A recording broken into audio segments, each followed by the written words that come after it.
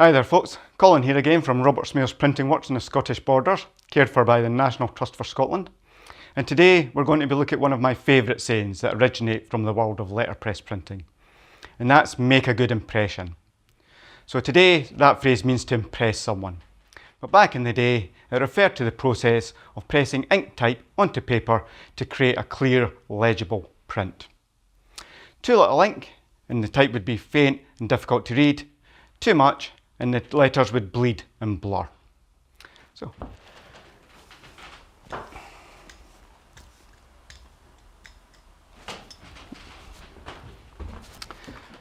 link this up.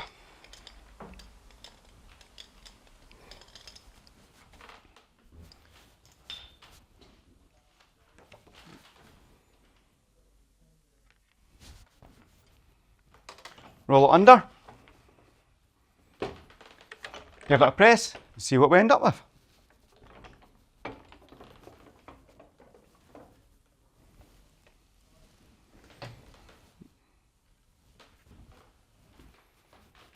And there we go, another perfect print. Well, thanks for joining me folks, and I'll see you next time.